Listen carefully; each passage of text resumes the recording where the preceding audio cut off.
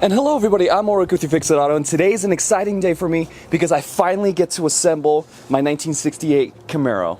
Now, I finally got my subframe back from the powder coating shop. It has been freshly powder coated and it is ready to assemble.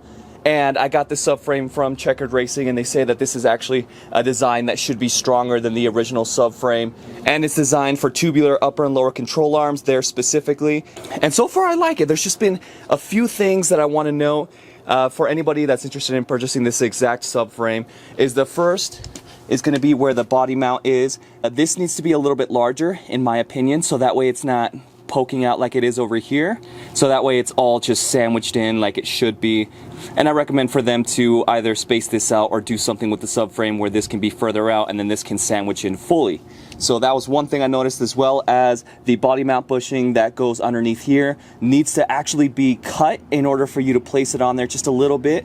It needs to be notched out in order for you to fit it on there. And I do not know if that'll mess with the structural integrity of the body bushings, but it's been cut. I called them, that's what they said that to do, and so this thing is finally ready to be assembled.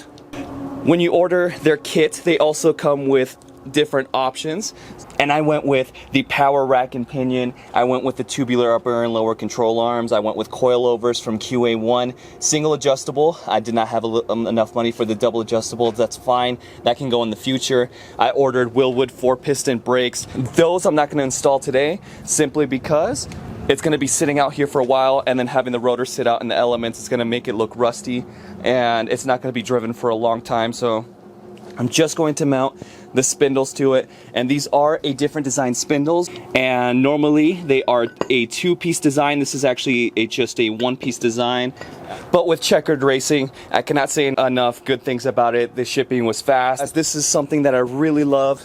With the purchase, they included this manila envelope, and inside of here includes a list of part numbers from AutoZone. So if I wanted to get anything replaced, such as the front disc brake rotors or the brake pads or anything, then these include all the part numbers if I wanted to just walk into any auto parts store and get something from there. So I love that they included this. Definitely shout out to them for doing this. And with that said, it is now time to start assembling this. The first thing I'm going to do is I'm actually going to start with the power rack and pinion.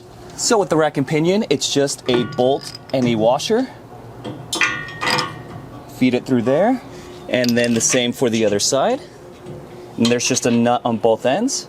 These bolts are both 15/16, so I'll just go ahead and snug these up. There's no specific torque spec, but I'm going to tighten these down to 95 foot-pounds. And next is the upper control arm, so I'll just put it in place, put the bolt through, and put the nut on the other side. Now, the general rule of thumb when it comes to bushings of any kind, whether they be rubber or polyurethane or even solid bushings like these, they always recommend that there be load on it in order for them to be torqued down with the load. Otherwise it'll start tearing and breaking parts. So I'm going to wait until there's an engine and transmission in here to be able to do that. In the meantime, I'll just snug these down barely past tight. It's the same 15/16. Next is the lower control arm. Now, these actually have the spacers that need to go on the bolt themselves. So the way that these work is you grab the lower control arm, you thread the bolt in, then you attach the spacer, feed that through the hole, get the spacer, put that one in, get the control arm in place, and then feed it all the way through. And then we can attach the nut. Same thing with this one. This one's just going to be snug. It's not going to be torqued down.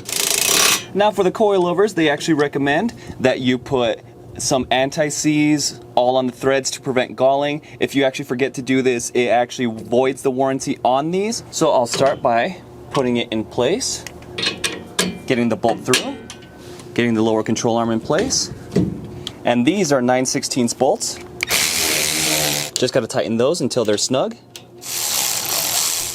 And then give this a nice wipe down. Problem with the anti-seize is it gets everywhere and you find it everywhere after too. Next, it's time for me to attach the steering knuckle, then attach the tie rod and get the castle nut on there as well.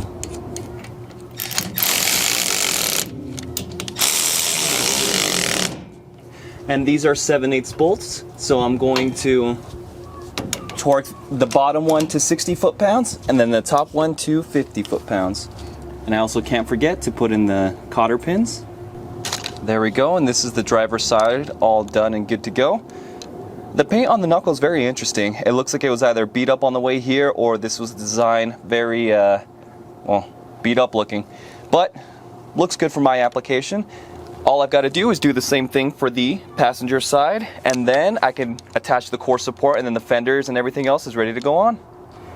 And there we go, now I have the passenger side done.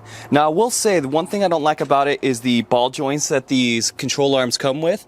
I may want to replace these, and the reason why is going to be that they come with 2 washers, one that goes on the top, one that goes into the bottom, and then the rubber boot goes over it. One of the washers is too thick, and it doesn't allow this to go all the way down for you to put a cotter pin in, and this one just goes way too far up when it's torqued to the original OEM specs. So I'm not able to completely put the cotter pin in. And if I reverse it so that way the thick washer's on top, then it's just the same issue on top and bottom. They just switch. So I will want to replace these. That's not a big deal, but it's just something that I've noticed. But besides that, it looks like everything else went on pretty smoothly. Everything looks really nice. I'm going to be taping off the spindle, and I'll be doing the same to the other side. But now that this is assembled, I can move on to attaching the radiator core support. As per all the other body mounts that are on here, gonna have to cut an opening for this, and I'm gonna cut it in the center one because that's where the fender lies, and that's where it's gonna be the best placement for the fenders. So I'm gonna have to cut over here for the new body mount to go in. I would recommend to cut out the body mount hole so that way when you get it powder coated, it's not gonna have bare steel. I'm gonna have to paint over after I cut it and make sure everything fits on perfect. So I'm gonna have to do that, paint, wait, and then I can mount the radiator core support. There we go. I just had to cut a hole big enough for that to fit in. Now to put the body bushings on, all you have to do is just fit it through the hole. Make sure that the core support is aligned. Spent some time doing that. There's the bushing. There is a sleeve, then a washer. Then from underneath, get the bushing and the washer on, then attach the nut to it.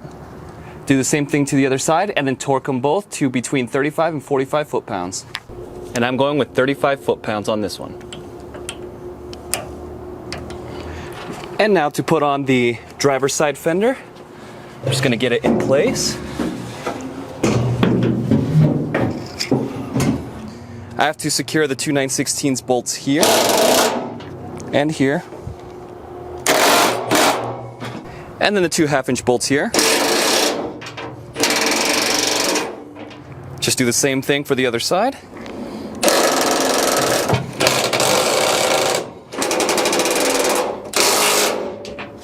Now there's also a couple more bolts that I'm missing in order to fully secure this on. I'm going to play around with the spacers in order to get the gap right.